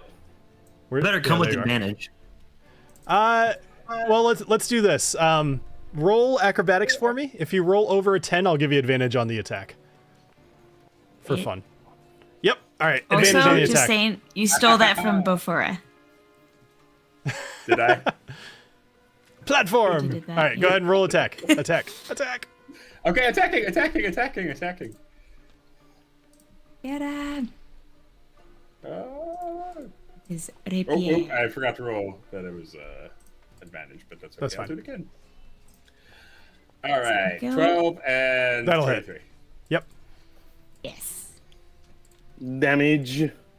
Damage. 15. 15 points of damage. That's just enough to kill this Razor Claw Kobold. So this guy, this whole thing is happening as he's attacking Alessio from the previous turn. He's like, swipe, and you come flying over Alessio's back, and you lunge over and stab him, and the thing dies. Perfect. That's actually why he missed his second attack, is because you killed him. Yeah. Yeah. And I looked down. I said, "Thank you, Agnomeio, but portobellos are better." All right, anything else, Agnomeio? No, I'm good. All right, Alessio, you're up. All right. Well, I see these rats coming at me. Mm-hmm. So The I'm new actually snakes. the new snakes, which I'm terrified of. So I'm going to. I don't know why I'm doing this, but I'm going to. Dancing. Yeah. I'm gonna use my dash action to kind of get, because since they're going straight, I'm gonna come right about. Hey. No. I'm not doing anything anymore. How do you so I clicked one of the tools on the left. So How the hell do I click on take that the off? picture of the person on the very top left. Token controls. Okay. Yep, and now you can move. Token controls. Nope, That's it's not letting me do it. Right. You might have to click the top right one to the right of it also. Yeah, It wasn't letting me drag either, Bill, by the way. I noticed that as well. I had to just do it with my... Use your arrow keys maybe Yeah. and just Yeah. figure Oh, out. I got it. All right. Oh, maybe not. Sorry, that was me doing that. Yeah, Ping on the map arrow where you keys want work to for me. where you want me to put you. Everything should be working properly. I'm not sure why it wouldn't. My arrow keys were working, but my I couldn't drag. What the hell is happening? I don't know. Oh, there it goes. Okay. Or did you move me? I didn't do that. Nope, you did that. Okay. So now it's working. It wasn't working earlier, though, I swear. We're all testing it out. Pissing off Bill. That's All okay. right. So I kind of dash here. I kind of dash here to the side of them Okay. while they're running at me. And then since it's two of them, this is where I'm going to use my thunder wave to knock them back as far as I can, Nice. because I want them away from my ass. All right. So let's see how this works. All right. So thunder wave. Each creature in a 15-foot cube originating from you must make a Constitution saving throw on a failed save. A creature takes 2d8 thunder damage and is pushed 10 feet away from me. Nice. All right, so I'll just I'll make sure you click on the thing so it uses your spell slot, and then I'll I'm rolling con saves, 7 and an 8, so that's not gonna work. So how much damage does it do? Let's see here. 2d8 thunder damage. All right, well it will kill them because they both only have 2 hit points. So no matter what you roll, it will kill them. All right, so you thunder wave, and not only do you just obliterate these cranium rats, like they don't even fly, they disintegrate and just puffs of ash fly, but you also burst out some of the windows in this building to the top of you, and you see smoke billowing out of this out of the windows, and you hear the sound of somebody yelling for help. Wait, can I see what this looks like when I do it? What does that look like to these two? This isn't the archive, is it? There's no books, right? Oh, there it goes. Okay, that was kind of cool. All right. Yeah, it's not the archive. This is just a random building, but you hear somebody screaming for help. Oh. Books. All right. So after they're disintegrated, I kind of yell to the clan, "Somebody needs help. I'm going in." All right, cool. And you use your bonus action and your action, so you actually should have some movement left if you want to. Yeah, so I'm going to. So this is the house right above me, you said? Correct. Yep. So the let's say that the door is kind of like shattered, like you could get through it with a decent strength check. Yeah, so I kind of run to here, and I could do a quick strength check because I want to burst through the door. All right, strength. Go ahead and roll strength ability check. There you go. 11, which is also 14. Perfect. So that's plenty to burst through the door. So you burst through the door, and you see inside there's a female dwarf who's trapped underneath for a bookshelf or a countertop or something like that, some piece of wood. And you see that the wood is actually on fire, and you could tell that she's starting to burn. Ooh. Oh, Jesus. Okay, so... I mean, do I have a turn left, or I can't? I'll give you a little bit of leeway here. Tell me what you'd like to do, and then we'll figure out on the next turn what you're gonna do. I want to use my my Rhinegeist Glacial Sting sword that I have. Sure. And basically, what I want to do is use the Cold Aura, because I draw the weapon, and it unleashes that non-magical. It can extinguish non-magical flames, which I would imagine this is what this is. Yep. Within 30 feet of me. So I unleash Rhinegeist Glacial Sting, I put out the flames, and I immediately take her and bring her out to safety. Fantastic. So not only do you extinguish the flames, but you're able to grab her, and you could tell she's definitely got like some second, maybe even third degree burns going on, but she is totally otherwise fine. And you're able to pull her out from underneath this, and you pull her out of the door. Awesome. Nice job. Awesome. Thank you. That was a great idea. All right. I think that's plenty of turn. So Mushhammer, so he is currently fighting the Dwarven Guard. I'll deal with that on my own time. Up next is the Spore-infused guy here, in between TaLin, Booker, and Knobolas. So it's going to move up one space. He's not moving far enough away to get an opportunity attack, and he's going to use his Spore ability. His Spore ability... What a dick. So within a 15-foot radius, toxic spores extend out from him, and the spores spread around the whatever. Each creature in the area must make a con saving throw, and otherwise you get poisoned, which basically gives you disadvantage on any attack. You also will take damage. So you need to roll a con saving throw and roll above a 14, or 14 or above. So Knobolas, you're good. So you are going to take 5 points of damage, but you do not have the poison status. Okay. And then TaLin, you are going to take 5 points of damage, but you do have poison. So you are going to have disadvantage on any attack that you do. Yep. All right, cool. So you see his mushroom cap just erupt in all these spores, and you're finding it even harder to breathe, even among all this fire and flame. He laughs a bit, and then he's actually pretty much just going to stand right there. His entire purpose is to do this. So this tentacle... Booker did do a Constitution saving throw and got a 17. So does he have disadvantage? He does not, but he'll take 5 points of damage. Thank you for the reminder. I forgot about Booker. Cool. All right, so down here with Drog and Lil Grizz. So the tentacled arm kobold is going to kind of go to town on Drog here. Drog, I forget what I named him, whatever. Big D. So he's going to take 8 points of damage, which is about half his hit points. He is also going to make a venomous strike against him, which is going to paralyze him unless he makes a con save of 12 or higher, which he does. So this tentacle wraps around Drog and just kind of like it stings him a bit, tries to paralyze him, but Drog kind of shakes it off. You see Little Grizz kind of jump up, grab bite the tentacle, and the kobold pulls it back. He's going to make another tentacle attack as he whips him a second time. That will be enough to make Drog go unconscious. Oh no! So Drog is going to fall to the ground. Lil Grizz is behind him now, staring at this tentacled kobold who is now staring at Lil Grizz. All right, up next is another creature kind of coming around the side. This is a larger creature. This thing is standing probably about 8 feet tall. It has these two really large hooked arms. This is called a hooked horror, and you would recognize this from your book, TaLin.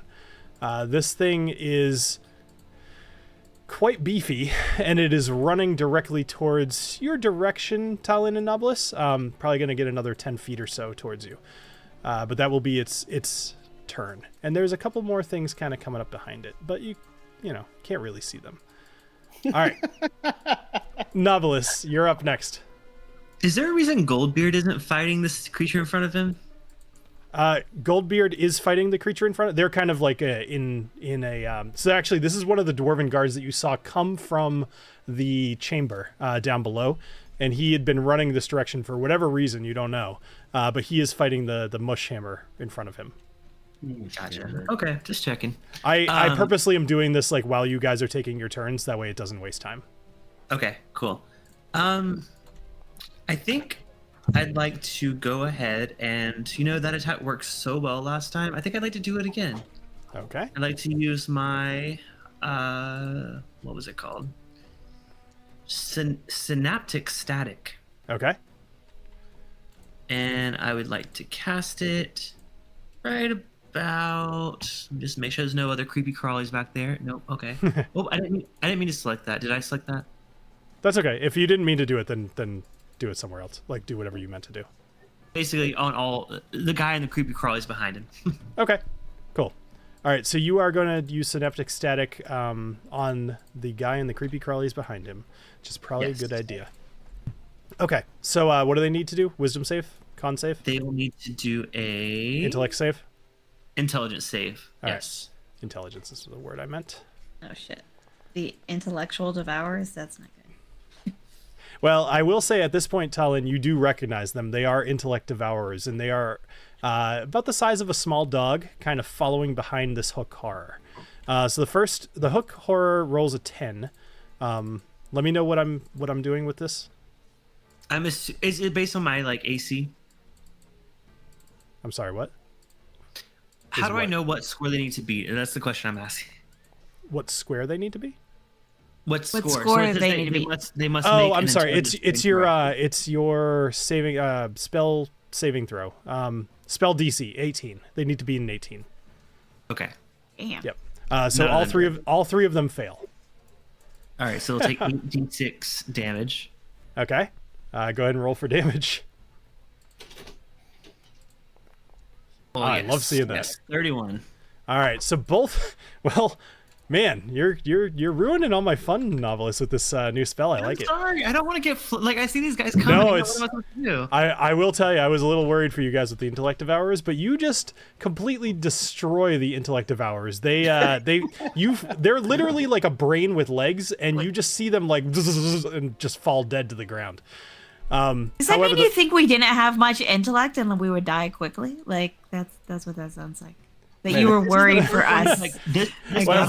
More so like if you fail against the intellect devourers, it's a real big problem for you. So the hooked horror does take some damage, but it seems kind of dumb. Although it does take some damage, it's not that bad, and it's still coming hurtling towards you. Gotcha.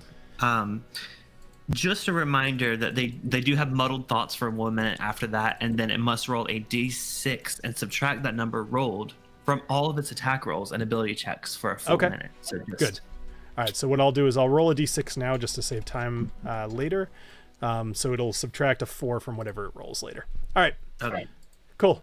What's next? I just would like to shout out to everyone and be like, guys, there's some creepy hooker over here.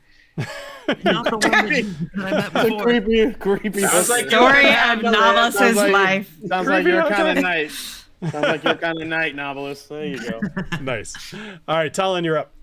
You have a spore infused. You have disadvantage on any attacks that you take, and there's just this cloud of spores around you, and you see this little monster kind of lurking in front of you. Okay. So, is he flanked? He would be flanked at this point, yes. Yes, finally, he's flanked. I actually don't really know what that means, but I know it's a thing. It means that you would get advantage on the attack. So right now it's a straight roll. Disadvantage and advantage. I was gonna say, so does that cancel out my disadvantage? Okay, yes. I'll take that. Sweet. All right, I'm gonna light him up because I can. Light him up. And I didn't do it the last time, which is my little cantrip produce flame. Okay, go for it. Oh, damn. Woohoo! 23. 23 will hit. I bet that hits. Okay, no, 14 damage. A 14. So that does not quite kill him, but it does maim him, and he now falls to the ground. And you see the top of his mushroom cap is starting to pulse. Oh, okay. So, as I back away, that was my one attack. But Booker is seeing that Lil G is in trouble and that I'm taking care of things over here. We're good. Yep. Can he start? And since that guy is being attacked by me, I imagine he can't do an opportunity attack against Booker. Right? He could. So Booker could start running towards Lil G. If that's what he chose to do. So he could take a reaction to make an opportunity attack on anybody who's leaving his space, which is 5 feet around him. So if Booker runs away, he will probably swipe out at Booker. Yeah. Okay, well, Booker still, sees I'm taking care of things and is worried about Lil G and is running off to go help Lil G. Sure. He's not going to hit Booker anyway. He lashes out with his dagger and it doesn't hit. Booker has a hell of an AC at 17. Mushroom. Wow. Yeah. Yeah, I'm higher than you. Booker's a tough boy. It's that top hat. Yeah. Okay, that's the end of my move. Oh, and I kind of backed up over here a little bit. Okay, sure. That's the end of my move. Okay, cool. So good move. All right, Agnomeio, you're up. And Alessio, you're on deck. All right. I'm going to run. And as I run, I'm going to yell, "Don't you touch that little baby bear, you motherfucker!" I'm going to try and take this mushroom's head off. We're all worried about Lil G. I love to think about, just you doing that alone in your room right now, with no context whatsoever, and just who could hear you doing that. Erica's gonna be very confused. You're right. Yeah. I don't even think she would. I think she'd be like, "Yeah, that's about right." All right, I'm gonna swipe at him twice. Swipe at him. Yep. Swipe at him twice with my Pyroxis flame sword. Yes. All right, 22 will hit. That's gotta hit. Yeah, I figure. Yep. All right, and that'll do 14. 14 will. Hold on. He has. Nope, it will not kill him. But all right. Well, he is definitely pretty hurt. Yeah. Yeah. Yeah, that's definitely. 28 will hit. And another 15. Sure. So that absolutely kills him. Good. Good. Tell me what happens when you pull out your flame sword? I forget. Does it light stuff or does it do anything? Does it just shed light? I like to think that I split down the middle and then it kind of just went and the little sides are kind of charred and burny. Perfect. And then I want to walk over and scoop up Baby Grizz and plop him on Booker's back. Just okay, here you go. You keep him safe. Perfect. All right, so Little Grizz is now going to be he's very tired and he kind of plops down and he's got his claws kind of digging into Booker just a little bit, but maybe more in the harness than anything. He's holding on, but he looks exhausted. And what are the odds of getting some artwork of Lil G rating Booker at some point? I could see what I could do, but yeah. That'd be cute. Mm-hmm. Anything else, Agnomeio?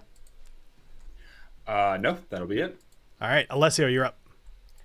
So you let me just tell you. So you have dragged this woman out, and you kind of help her pat out a couple parts of her that might be like her clothes are on fire or whatever. You pat him out, and you stand her up, and she looks exhausted. What do you tell? What are you saying to her? What are you doing? Yeah. So I know I think I have a canteen of water. So I know I pour that over some of her wounds. Sure. I was like, keep your wounds moist and wet. This way they can heal, but try to get out of here if you can. If not, find a safe space and get out of here. Awesome. All right. So she takes your canteen. She says, she thanks you, and she says, thank you so much for saving me. I would have been dead without you, and you're truly a hero. And you see her kind of run off to the east. towards the massive like cave entrance of Erngorzuk is the direction she's heading. Okay. I'm real American hero. Okay. from Armageddon. South. Okay, so what I'm gonna do is I'm gonna go over to the Southeast. to the one attacking Mushhammer. Okay. Yep. Down here. So I'm gonna dash down here and get behind him and attack with my Rhyme Guide's Glacial Sting. Fantastic. So you'll get an advantage on that attack, and Yep.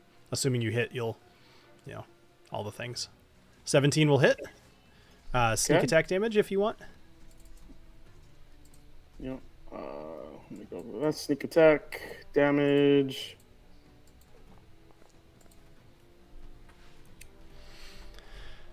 Uh, 20. It will. So I forgot to have you roll for your regular hit, but 20 will still kill him. So either way, just for fun, because you're helping out this dwarven guard. Why don't you tell me how you kill this guy? So basically, since I came up behind him, I stabbed my sword through his right through the top of his mushroom head, and his entire like mushroom head just kind of freezes and then shatters, and then he falls to the ground, and then once he falls to the ground, I'm left just looking at Mushhammer, and I just look at him and I say, "Don't eat that."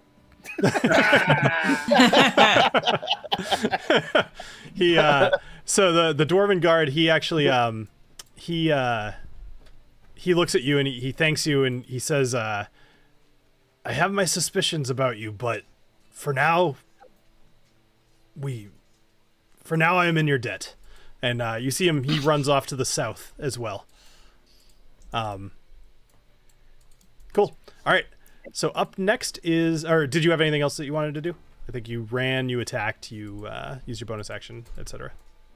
I'm actually just gonna kind of run back up this way because I obviously heard the horror show coming. So yep, cool. All right, so up next is the spore infused guy.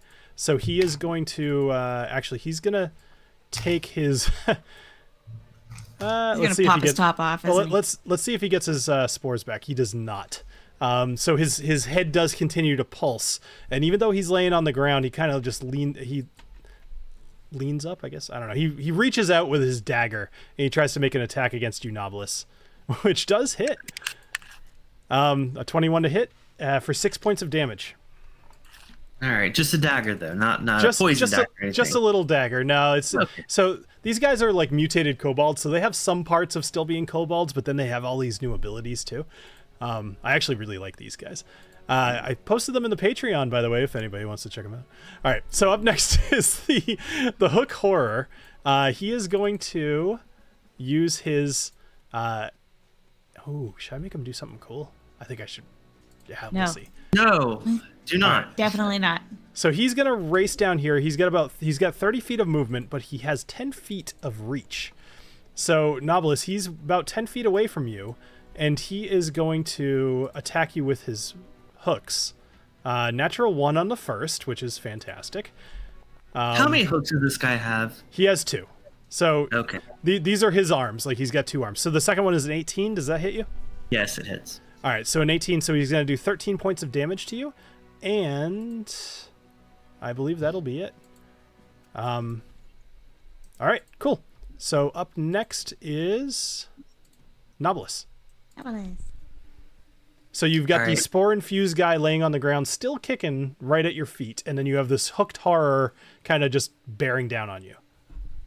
Yeah, I'm gonna use my Eldritch Blast 1 at the guy right below my feet. Okay. I see a double nipple situation happening. Of course. So many nipples. Sorry. Yeah, that's okay. Of course, the bottom one. That's okay. So 17 will hit for sure. He's got 2 hit points. I'm sure you'll kill him. And 10. All right, cool. So you you blast this spore infused guy into the ground, and he all right, and I'll use away. my next one on the big hooker. All right. I just love the idea that your nips are just in different directions, like completely opposite. Like, He's very versatile with his nips. A 23 will hit. And 15 damage. 15 damage. Okay. So this hooked horror, he takes a blast to the chest, but he's still charging at you. I'd also like to use my movement to get the heck away from him. Okay. I'm not within range of him. No, you are not. You're actually in a good spot to move. All right, I'm gonna move back here. Yeah.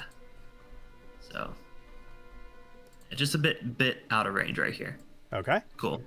All right. Anything else? That's it. Okay. Cool. Up next is TaLin. Yeah, so TaLin read the book, and this guy's kind of scary. So, she's also kind of trying to just run out of reach. Oh, God. Oh. Yeah. See? I told you. He's It scary. took me a minute to get that in there. Sorry. All right. Looks So like a monster from Surprise, the- on one looks like side the is- Return of the Jedi monster at the bottom. it does of a the little bit. Yeah. Yeah. Gonna run. This guy's in my way now. I couldn't see where I was trying to go. Basically, I'm trying to like kind of take cover, Sure. but I don't think I can quite make it. Booker's still helping out Lil G, so Okay. I will also boop-a-doop. I'm now too far away for the flames, so I will bow and arrow this douchebag. Okay. I'm gonna bow and arrow him. Ding. You know, that's the That's verb the- form. 25 25 will for hit. the first attack, and the second attack. I'm gonna go ahead and roll that. A 24. Is a 24. That's a good amount of damage. So you pierce him, and you actually see like a huge chunk of his shoulder kind of shoots out the back of him. Honestly, it's a hell of a shot, and his left arm goes limp as if he might not be able to use it going forward. Ha. All right. It looks like you tried to shoot with your second bow, or like the second shot, which was a 6. It looks like, or no, that's damage. Yeah. Sorry. That was damage. Sorry. Okay. Sorry. So you shot twice. You got I forgot 25 about and a the 24. disadvantage. But that should be Oh. under disadvantage. So technically, the second roll was a 24 as the disadvantage. So I need to roll hold on. twice more for attack. I misunderstood your attack. So you hit with a 25, and then you also rolled to hit again for a 24. It's just Yeah. the order of operations here. I gave him Yeah. 24 points off because I thought you damaged him for 24. Oh. So you damaged him for 8, No. and then you damaged him for 6. Perfect. Correct. Yeah. But like you said, you should have disadvantage on these. So just Yeah. for the hell of it, roll 2 more times for attack. Nope. Doing that. He shouldn't be too hard to hit. He's a 15. Well, 10. All right, so I'll give him 8 more hit points. Go ahead, do it one more time. That one will hit. Go Okay, for cool. 23. All right, okay. so he's much better. It was 6 points. Okay. Worth a go. Anything All right, else? that's it. All right, Agnomeio, you are up. Aha! Well, I have a very long way to go. But I turn around and I see a hooked whore. Which, of course, I am very angry at because one killed my father.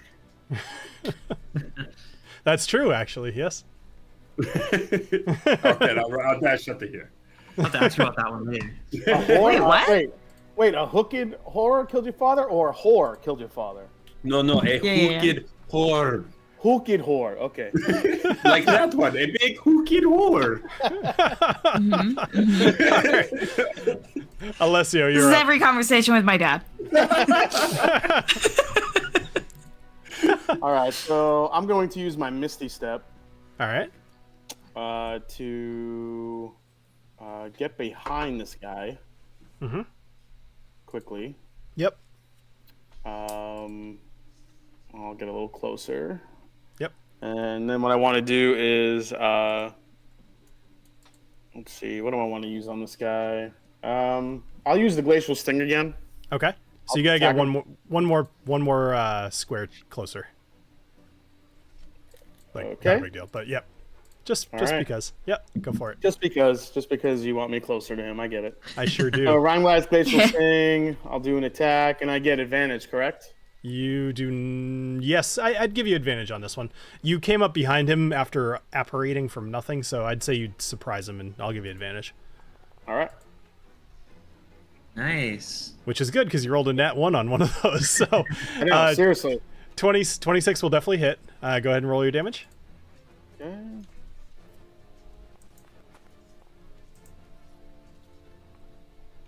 17. 17. All right, cool. 17 will hit. I mean, 17 damage. He's not quite dead yet, but he is looking pretty hurt. Okay. All right. Anything else? I wonder if I should use my dash action to get away from him a little bit. So you use your bonus action as your Misty Step. So you. Oh, that's right, I did. So I can't. So nothing else. Okay, cool. So Alessio, nope, sorry, TaLin. Out of this top window, the one that Alessio had shattered with his thunder wave, you see an intellect devourer leaps out of it towards you, and it immediately makes an attack at you.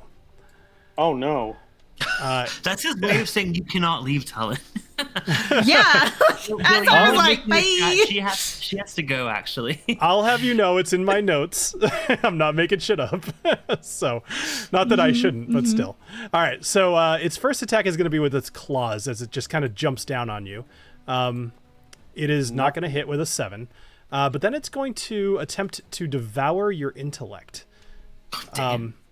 So one character. You know how much intellect TaLin has? It's not that much. All right, so hold on.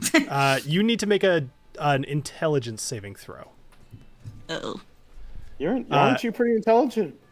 I thought you were. I should be, but I'm not. So let me read this to you real quick before you roll, just so we know what's at stake here. Shit. Oh God. The intellect devourer targets one creature it can see within 10 feet of it that has a brain. So, I mean, yeah. The target must succeed on... Maybe there's a reason it was attracted to you. The target must succeed on a DC 12 intelligence saving throw against the magic or take 11 psychic damage. Also, on a failure, I roll 3d6. And if the total equals or exceeds the target's intelligence score, that score is reduced to 0. The target is stunned until it regains at least 1 point of intelligence. So if you... go ahead and roll your save, and I'll walk you through this. But basically, there may be a chance that you are completely stunned until somebody can fix you. Yeah, according to this, one of his attacks is brain extraction. Remove victim's brain. Are you getting back at me for my job? That's not fair. I'm not This is bull. You were the They're only dead. ones. Okay, it's literally mice. You were the one that got close to the building. Oh, 19. Damn. All right. So very good. So you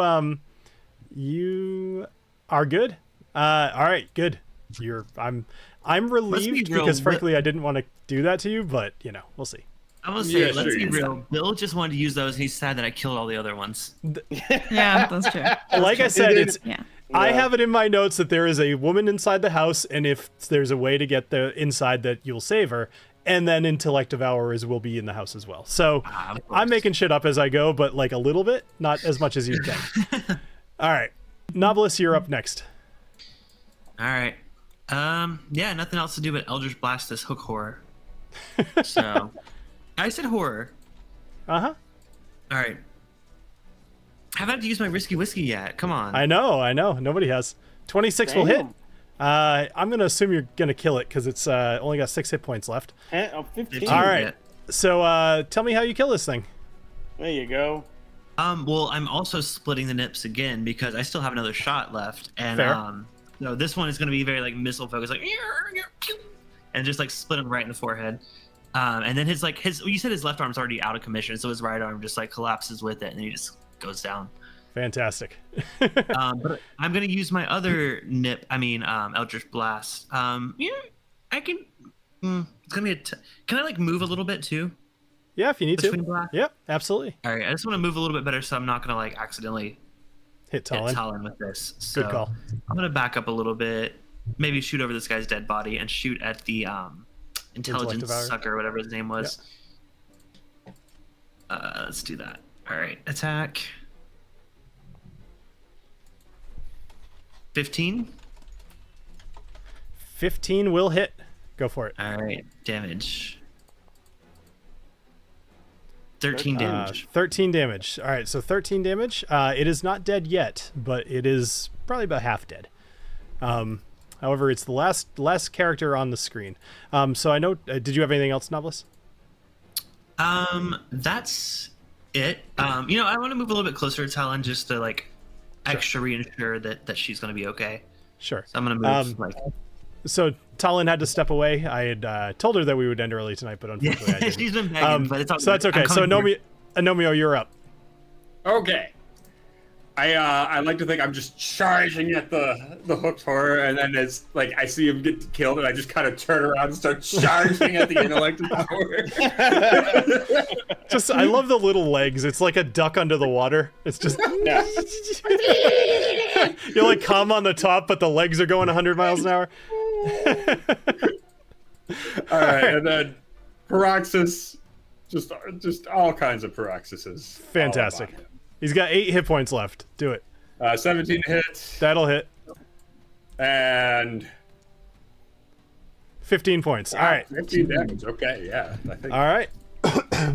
Excuse me. So the last intellect devourer falls dead. And it is at this point that you realize just how blazingly hot it is in this area as these buildings are completely becoming engulfed in flames. We're going to come back to this. We're going to come back to this next week as you guys are in the Platinum Weave and heading towards the Skyway. So that will be it for tonight. Well done, guys. I was a little worried for you with the Intellect Devourers. I was really hoping that nobody would roll really poorly, because it actually gets a lot worse after I make you dumb. Oh, sure. Like he gets, like it straight up will eat your brain, and then you're just dead. Like there's nothing other than a wish spell that can bring you back, and you have to do it within one. Like you would have your character would actually be dead. So damn. Yeah. Good thing that didn't happen. I know, right? But I kind of want to like make you guys worry a little bit more. So we'll see what else I can do. All right. Well, thank you guys all very much for joining us here on Dungeons and Drams, and thank you guys for playing. Make sure to check out the links in the description to all of our stuff, Patreon, shirts, all of our places on the internet, and we will see you here next week. So cheers, everybody. Cheers. Thanks, old Umble. Yes, thanks, old Umble. Yeah.